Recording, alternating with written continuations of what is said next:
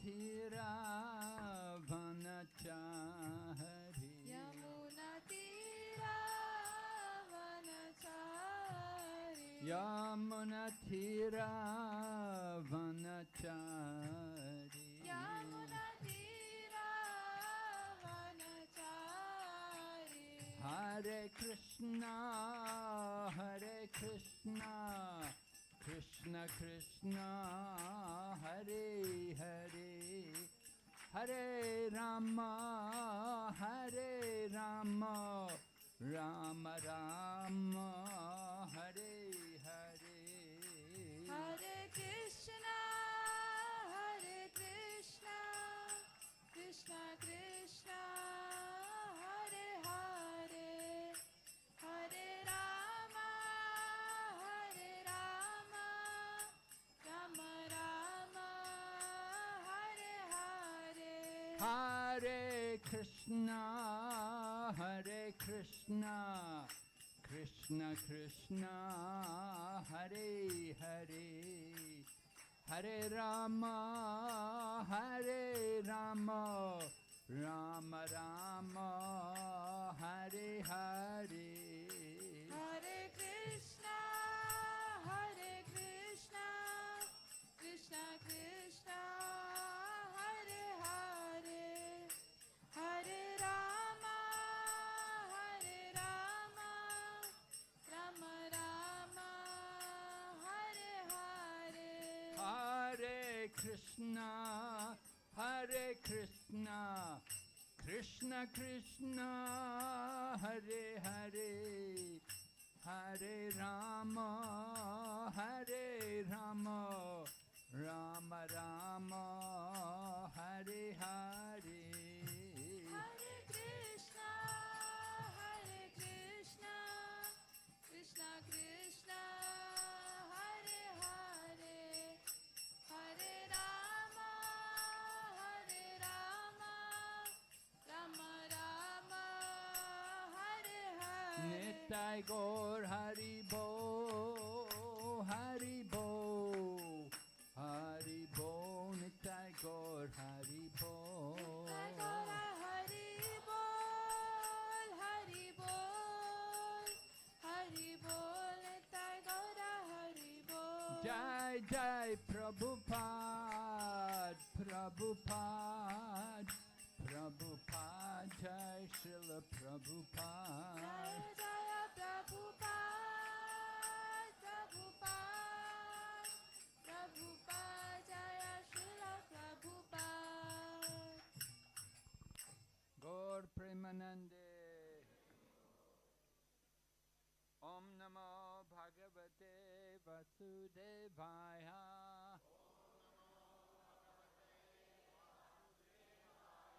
Om Namo Bhagavate Vasudevaya.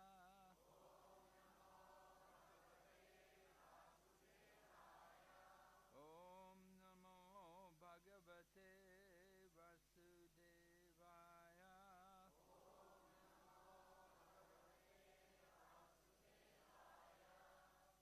Narayanam Namaskrityam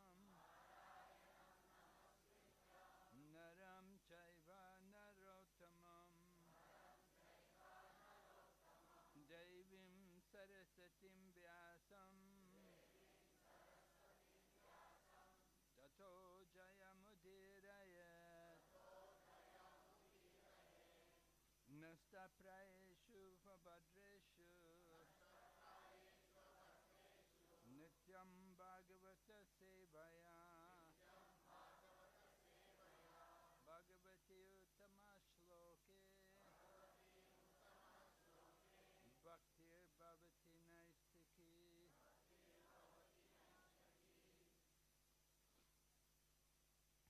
So today we're hearing about the auspicious appearance of Lord Nrsimha Dev.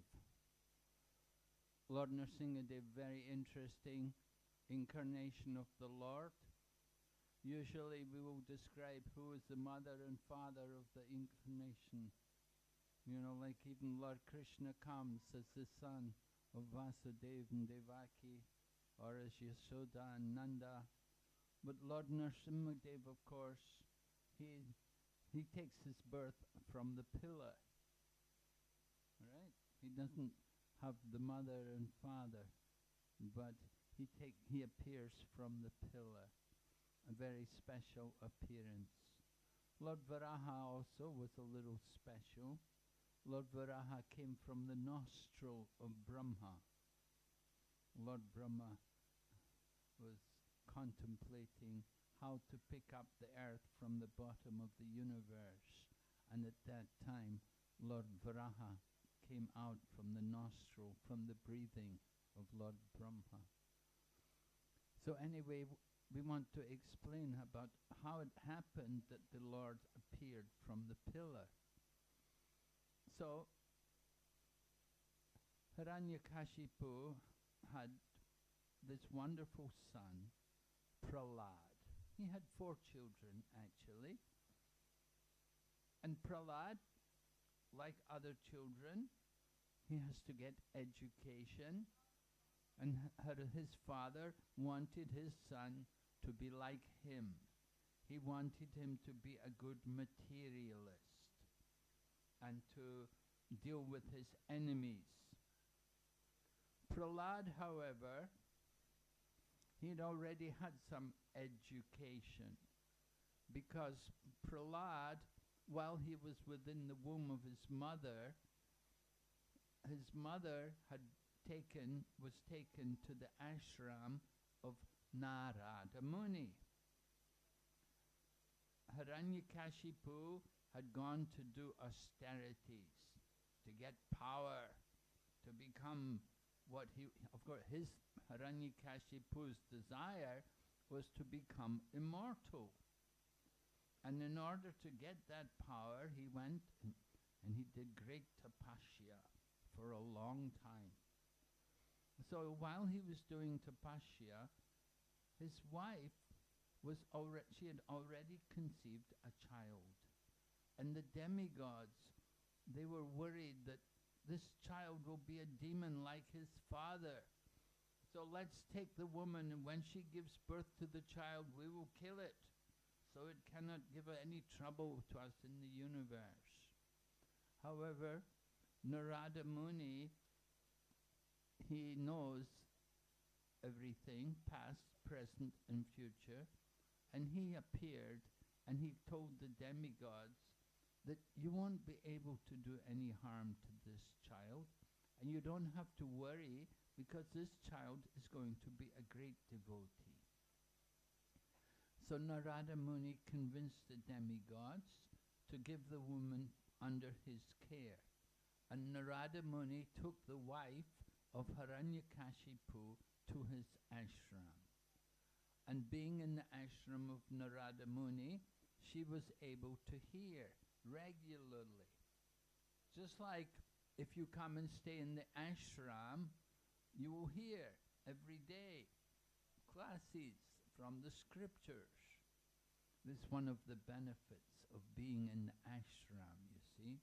When you go home, you know, you forget these things. You don't always pick up the book in the morning and read Bhagavatam.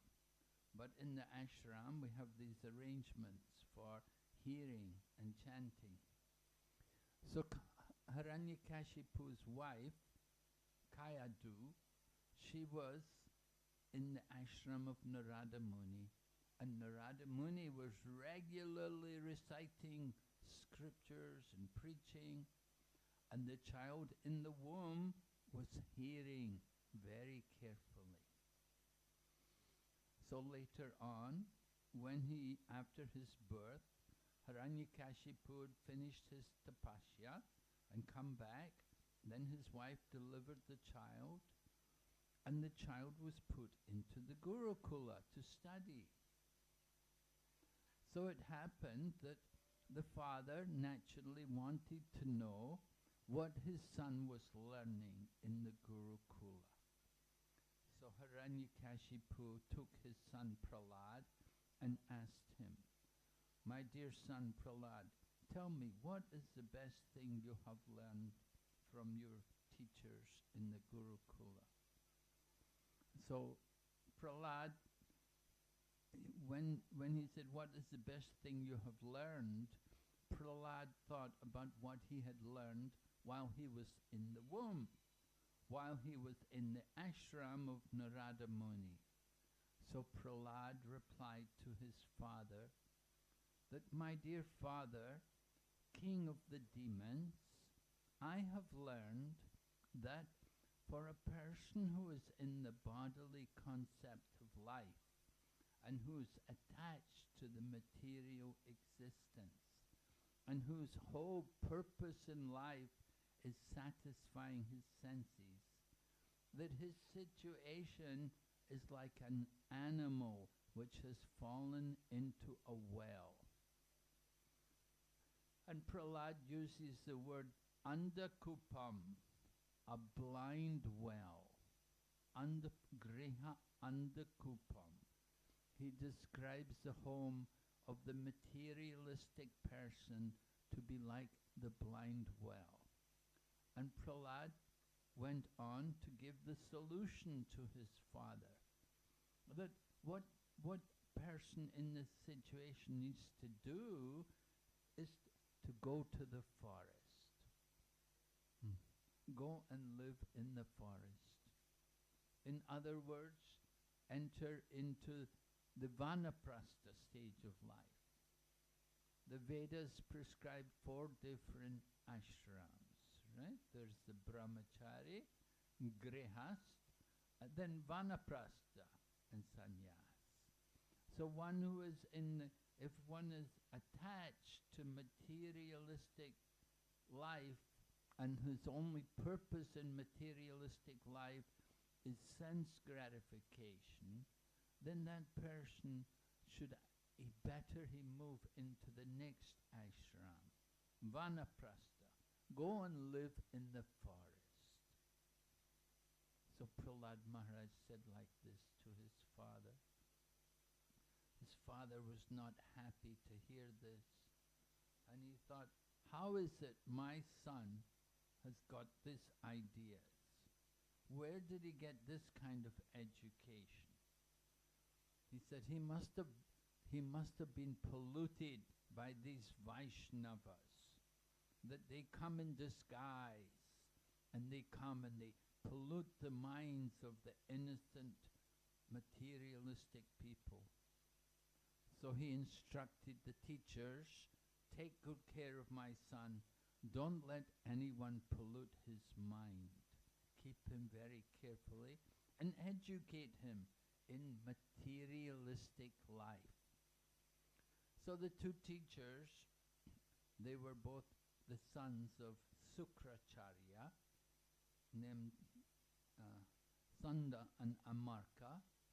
They took Prahlad back to the Gurukula and they very carefully questioned him about where he had learned these things.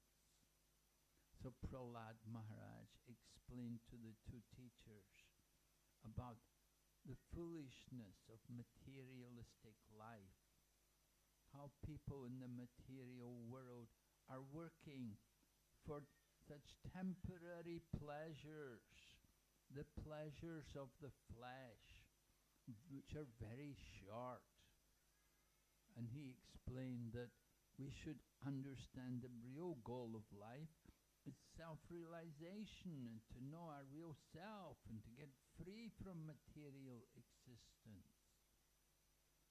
Teachers were shocked that their student had somehow heard all of this kind of knowledge, which was not at all the thinking of the materialistic people. Anyway, the 2 teachers tried their best to educate Prahlad in the life of a materialist. And they taught him, of course, about the karma kanda path, which begins with so-called religion, dharma, but the purpose of the dharma is kama. Dharma, artha, meaning economic development, and then dharma, artha, kama, sense gratification.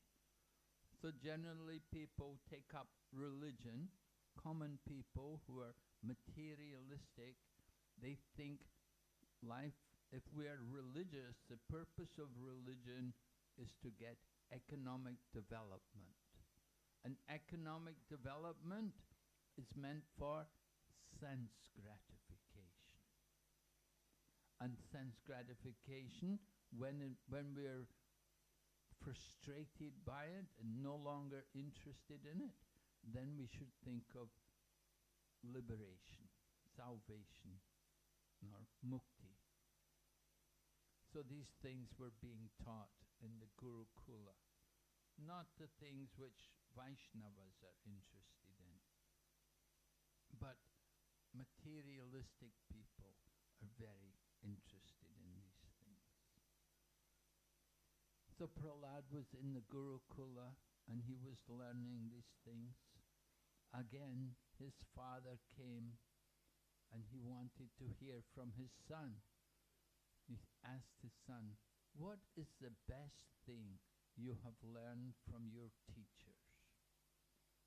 And Prahlad then explained to his father that the best thing I have learned from my teachers is Shravanam Kirtan Vishnu, Smaranam Padasevanam Arjanam Vandam Dashyam Sakyam Atmani Vedanam. And when Hiranyakashipu heard, he just heard Shravanam Kirtan Vishnu. Oh no, what is this? Vishnu? You're telling me the best thing you have learned is Shravanam Kirtan Vishnu? Vishnu is the enemy of our family.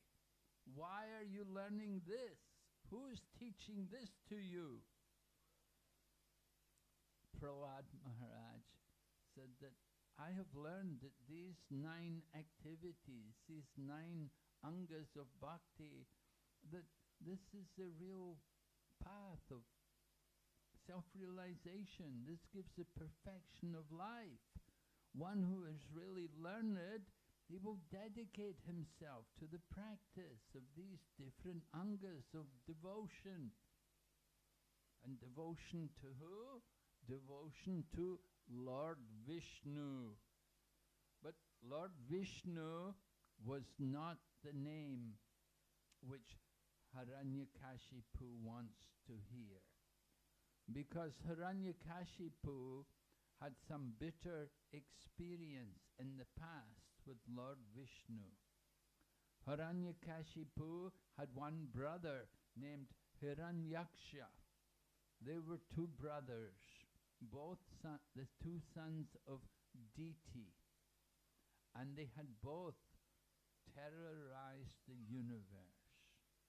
Hiranyaksha was going everywhere in search of gold, and he was so ambitious to find gold that he dug up the earth to such an extent that the earth planet fell out of its orbit in the universe and fell into the bottom of the universe.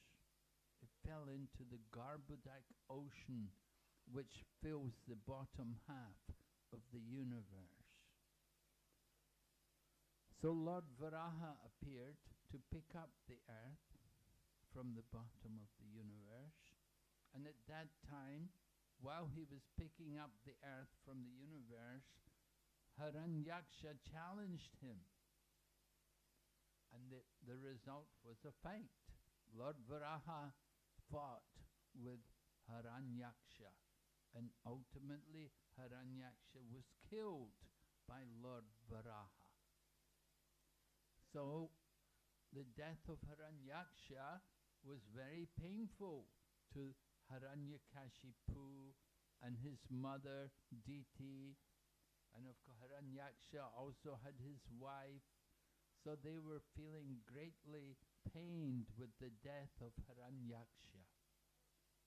And Hiranyakashipu, he vowed to get revenge, that he would find Vishnu and kill him.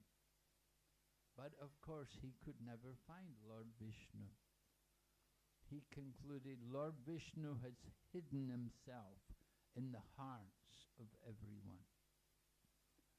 So Hiranyakashipu gave up his search for Lord Vishnu, but still he kept that bitterness, and he remembered how Lord Vishnu had done this to him, how he killed his brother.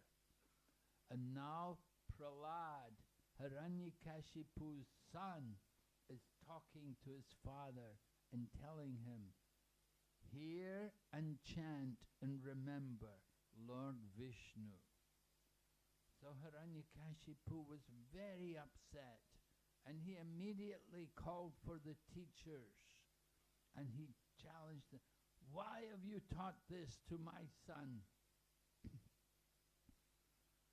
The two teachers, they defended themselves. They said, we didn't teach him this. We don't know where you're getting this from. We didn't teach this to him. So Hiranyakashipu was surprised that his son had never learned this from his teachers. So then he asked Prahlad, where did you get this knowledge from? Who gave you this? Just like sometimes people become devotees of Hare Krishna, and the parents will say, why you go there? Why you don't just do your studies? Why don't you just go and take drugs and drink beer like other boys? Why you have to go and chant Hare Krishna? Why can't you be a normal drunkard, gambler, woman hunter? So Hiranyakashipu was also thinking like that about his own son. So he asked Prahlad, where did you get this from? Who gave you this? And Prahlad then answered, Matirna Krishne Parata Svatova Vibho Vipadyeta Greha Vratanam Adanta Gobir Vishatam Tamishram Punas Punacharvita Charvananam. Prahlad Maharaj is telling his father that Matirna Krishna, that father, you don't have to worry. Your inclination towards Krishna will never be aroused, whether by your own endeavor or by the instructions of others, or even a combination of both. There's no way you will ever have an inclination towards Krishna. Why? Because Greha Vratan, you've made your vow to remain in the well of materialistic life, just devoted to satisfying your senses. You are simply chewing what has already been chewed. Prahlad Maharaj says like Punas Punacharvita Charvananam. Chewing what has been chewed. Trying to take pleasure from something where there is no pleasure. Just like if you try to chew sugar cane after you've already taken all the juice out. You know, when you get a glass of sugar cane juice, they'll put the cane through the two rollers and squeeze out all the juice. So if you chew that cane, there's no juice in it anymore. I remember as children we used to chew gum. You know, we didn't have sugar cane in England, but we had chewing gum. And we would chew gum, and after chewing it, we'd stick it under the table, you know, in the classroom, we'd stick it under the table. And the idea is that somebody will come along the next class, they'll take it and they'll chew it, you know, after you've already chewed. Of course, there's no taste in it anymore. So materialistic life is like that. It's like chewing what has already been chewed. We're trying to find pleasure where there is no real pleasure. Of course, it's not wrong to want pleasure, but we have to know where to find real pleasure. And real pleasure is not found just by satisfying our senses. Rather, the senses are never satisfied. No matter how much attention you give them, you can never satisfy them. Real happiness is found within. You have to look within. We give the example about the musk deer. In the Himalayas, there's a type of deer which has musk inside the organs of the deer. And the deer is always think, where is that smell coming from? It's wonder, where is that beautiful aroma coming from? It's the musk. And the animal does not realize the aroma is coming from within. In the same way, we are looking for pleasure. We're looking for happiness everywhere. We're thinking, maybe it's with the sense, with my eyes I will get happiness. Or maybe it's with my tongue I will get happiness. We try to satisfy the demands of each of the senses.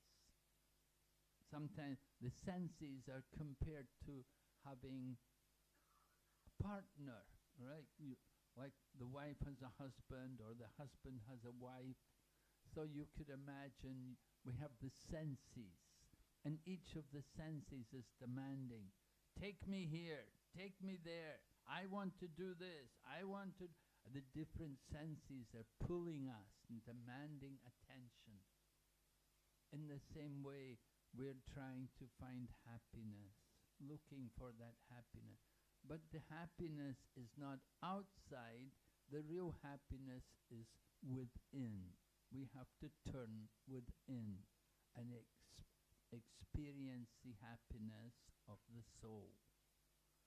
So Prahlad Maharaj went on to tell his father that a blind person, if he tries to take help from another blind person, he cannot expect to get any good destination. If a blind man is moving along the path and he's trying to take help from another blind person, you cannot expect to get any good result. That is what happens. People who are blind, they're often cheated. They're looking for the path, trying to find real enlightenment, and they're tricked or misled by some other blind person. We have to find people with real vision, real knowledge. So Prahlad Maharaj then goes on to describe where did he get that knowledge? He said, the only way you get this kind of knowledge is by taking the dust from the feet of the great devotees. You have to embrace the pure devotees. You have to associate with them and hear from them. Then only you can get that real knowledge of spiritual life.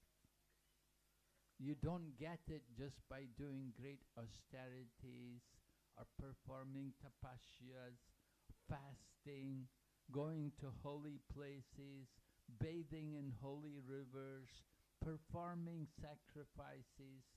None of these things will give us the real goal, the real result which we're looking for. The only way you can get it is by getting the mercy from someone who is actually niskinchana, who has actually detached themselves from the materialistic way of life. The materialistic way of life is where most people are entangled. And if we want to get free, you have to get the mercy from someone who is not entangled in that materialistic way of life. So Prahlad Maharaj explained like this to his father, But this was not what Hiranyakashipu wanted to hear. This was in fact very much against what he wanted to hear. And he was so disturbed, he was so angry, that he ordered, he said, this boy is already he's already poisoned. Although he's only a child, his mind has been polluted. There's no hope for him. Kill him. And Hiranyakashipu ordered his servants, take the boy away and kill him. And of course they did try. They tried to kill Prahlad in so many different ways. They put him under elephants, they threw him off mountains, they put him in the middle of the ocean, they put him in the well with poison snakes, they tried to pierce his body with weapons, but there was nothing they could do to harm Prahlad, because Prahlad was not an ordinary person. He was a Nitya Siddha. He was a liberated soul, an eternal associate of the Lord, and he was protected by the Lord. He was not praying to the Lord for help, but he was never forgetful of the Lord. And because he always remembered the Lord, no harm could come to him. So Hiranyakashipu was very disturbed. He thought, we have tried to kill him in so many ways, no harm has come to him. My son he's not even afraid. When we tried to kill him, he doesn't even get worried about it. So Hiranyakashipu became very worried that this son of mine is more powerful than I am. However, the two teachers from the Gurukula, Sanda and Namarka, came and they tried to encourage Hiranyakashipu, and they told him, no, you're a great personality.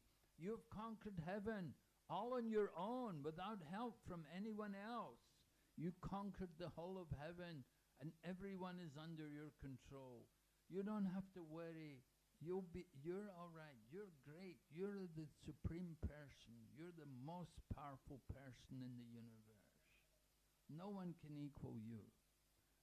Don't worry about this boy of yours. He's only a child. He will soon grow out of his ways. So in this way, he was encouraged, Hiranyakashipu was encouraged to go on. And he had his son go back in the Gurukula. So Prahlad was back in the Gurukula, and he did not play the games with all the other children. And the other children, they all approached him that, why you don't play with us? You know, we're all playing our games, you should come and play with us.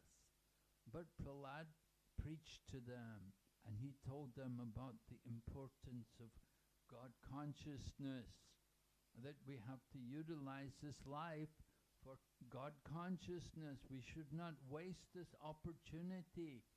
And the beginning of life is the best time.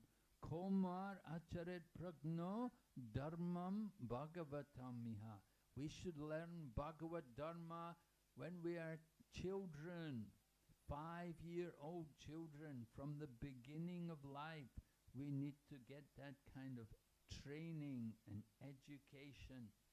So Prahlad was preaching about the importance of human life and how we waste so much time with ball games and this game and that game, with this movie and that movie and this song and that song. We need to learn about spiritual life. And Prahlad made all of the boys, who were all sons of great demons, Prahlad made them all into devotees. And they all became nice devotees. Although they were born in the family of demons, they became nice devotees. So the two teachers saw how all the boys were becoming just like Prahlad. Then they went to Hiranyakashipu and they told him that your son He's polluted all the other children in the Gurukul. They've all become like him. They've all become Vaishnavas. So Hiranyakashipu was furious, and he came and he got Prahlad. He said, I will kill him myself.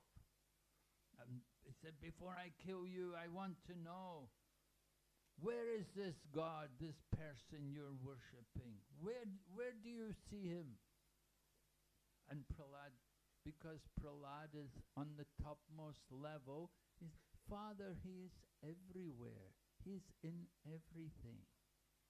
Then Hiranyakashipu took his fist and punched the pillar, thinking, I will show my son. He's not there. But when he punched the pillar, from the pillar, the Lord came in the most wonderful form, half lion, half man. And Lord Nrsimha came, and there was a wonderful fight between the two.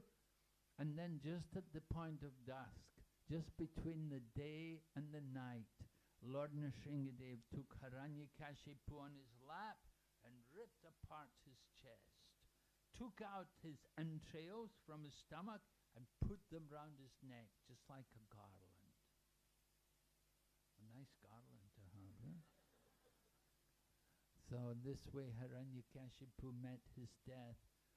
He had been given benedictions by Lord Brahma, and Lord Nrsimha was very careful to keep intact all the benedictions which Lord Brahma had given him. That he was not killed in the day or in the night. He was killed at the end of the day, in the beginning of the night.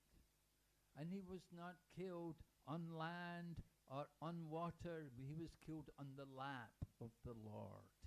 And he was not killed by any man or animal, but he was killed by half man, half animal.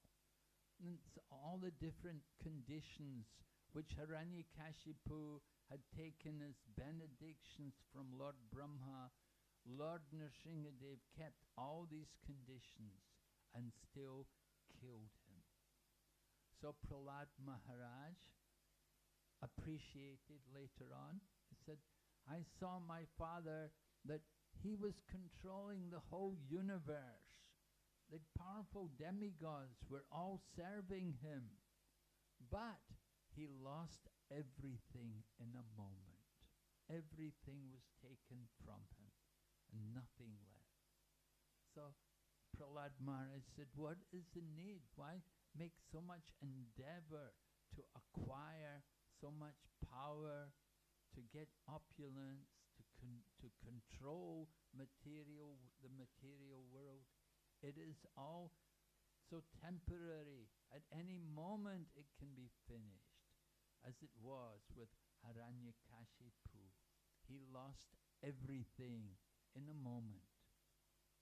So Prahlad Maharaj said, I am not interested in these things. But anyway, with the death of Hiranyakashipu, Prahlad Maharaj had to become the king. And he became the king. And he was put on the throne and made the king, and he ruled the planet. Lord Brahma installed him as the king. Lord Nrsimha wanted Prahlad to take some benediction from him. But Prahlad said, no, I cannot take any benediction. I am not a businessman. If someone worships God to get something from them, that is like a business. Prahlad said, I am not like that. I'm not a businessman. But Lord Nrsimha insisted that, no, you should ask something. So Prahlad then said, then please, since my father was such a demon, and he tried to fight with you, he even tried to kill you, please don't let him go to hell. And Lord Nrsimha said to Prahlad Maharaj, you don't have to worry. Your father is not going to hell because you are in his family. You're his son. So not only your father is not going to hell, but for 21 generations, all of your family members are delivered.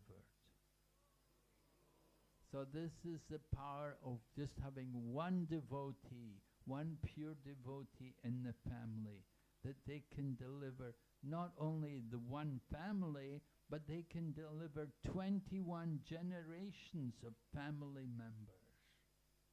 So Prahlad Maharaj was told like this, that you don't have to worry about your father.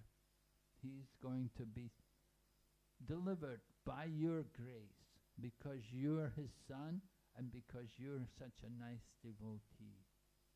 So Prahlad Maharaj satisfied Lord Nrsimhadev with wonderful prayers, and Lord Nrsimhadev was happy to see Prahlad installed on the throne.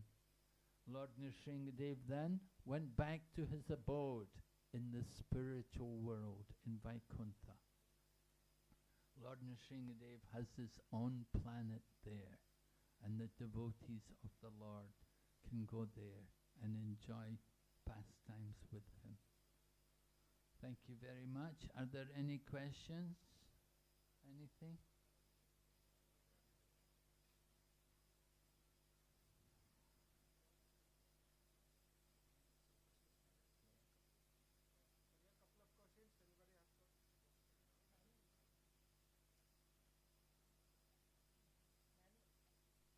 Haribol.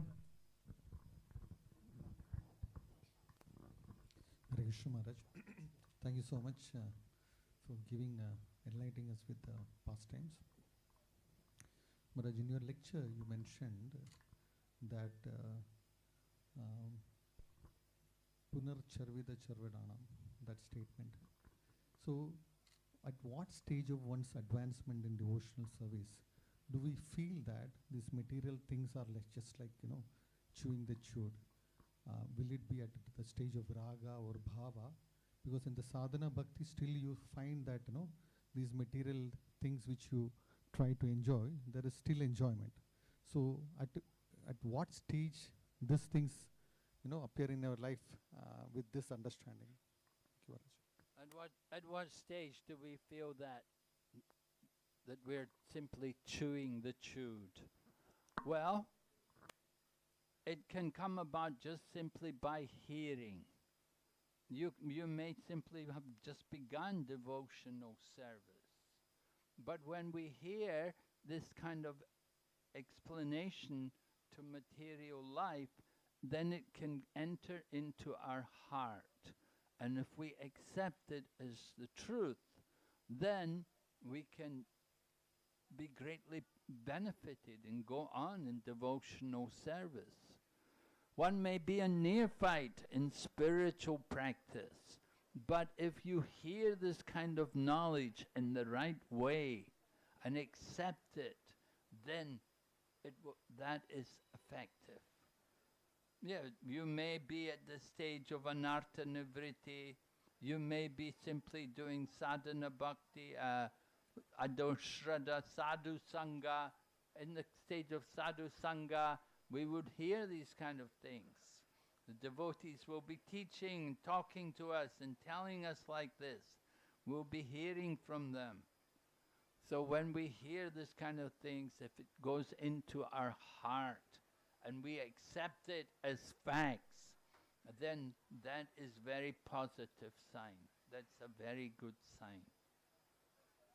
We may be doing sadhana bhakti, we may be at the anartha nivritti, you may be nishta. It doesn't matter really what stage we're in.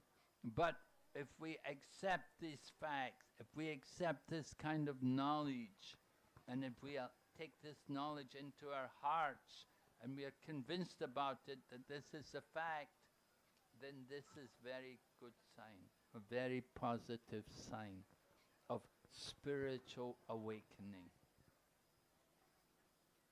Spiritual awakening. That we are giving this knowledge to everyone. So you hear it and you accept it. So this means you're already on a good level of devotional service. You may have already got through anartha. You may not. You could be at different levels. There's no clear indication what level you're at. But when you accept this knowledge, then this is very positive sign, a good way to go ahead and make more advancement.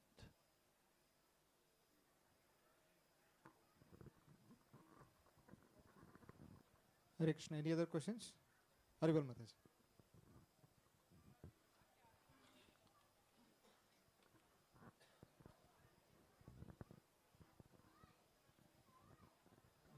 Hare Krishna Maharaj, thank you very much for such a wonderful class.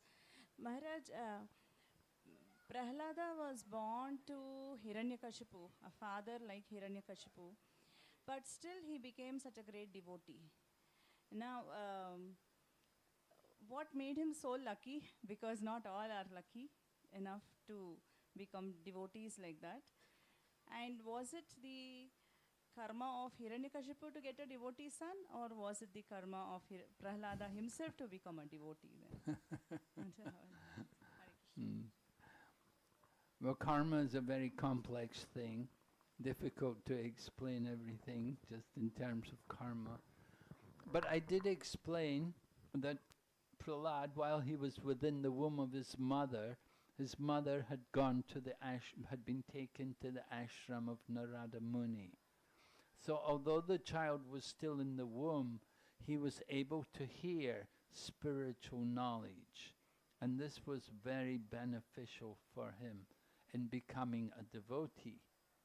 And Prahlad also recognized that he'd been fortunate to have Narada Muni as his teacher and as his spiritual guide. So that was certainly very helpful for Prahlad becoming a great devotee. Some other scriptures describe different things. They say that Prahlad in his previous life, he had been a fallen brahmana and he was fasting with he had a girlfriend and the two of them were arguing and fasting and quarreling, and it was Nrsimha Chaturdasi that day. And the two of them were they spent the whole night arguing with each other and fasting. So there are different explanations. Now was it karma, Prahlad's karma? Well, karma is destroyed by devotional service. Prahlad is not he's not a sadhana siddha, he's a nitya siddha. He's an eternally liberated soul. And of course, he's doing sadhana, but he's a nitya siddha. He's an eternal associate of the Lord. And he has come for the sake of the Lord's pastimes, you could say. So it's not karma. Karma is for the common people, us. We have karma. But Prahlad Maharaj, there's no karma. He's transcendental. One on the transcendental level, there's no karma. When we do devotional service, just like we come into Krishna Consciousness, then we get free of karma. As soon as you take initiation, destroys all the past karma. So devotional service is so powerful that it destroys all karma. So why does it happen? The Lord's arrangements. The Lord likes to show us the nature of a devotee, how a devotee will tolerate, and what is the behavior of a devotee, how Prahlad behaves. He does not think of anyone as an enemy or a friend. He sees everyone equal. He's very kind and concerned, full of compassion for others. All of his qualities are very saintly. So this is the nature of the devotee. It's not karma, but it's the results of devotional service. it's the plan of Krishna to show the glory of his devotees. Krishna likes to show his devotees. Just like he could have won the battle of Kurukshetra himself, but he wanted Arjuna to get the credit. So similarly, Lord Nrsimha came to protect Prahlad, and to also we see the wonderful the glory of Prahlad. How, although his father was such a demon, Prahlad was concerned, I don't want my father to go to hell. You know, if your father was very nasty and always trying to kill you, you think, let him go to hell, you know. But Prahlad don't let my father go to hell. Prahlad was so compassionate, so caring, that he wanted to deliver his father from hell. So we learn about the wonderful qualities which devotee should have. One who is a devotee, he's supposed to have all good qualities. Okay. Hare Krishna. Thank you, Maharaj. Hare Krishna. So we would like to thank Maharaj for his wonderful association on this holy day of Sri Narasimha Chaturdasi, and also for his wonderful glorification of the Lord Narasimha. So we would like to thank Maharaj by one time chanting Hare Krishna Mahamantra.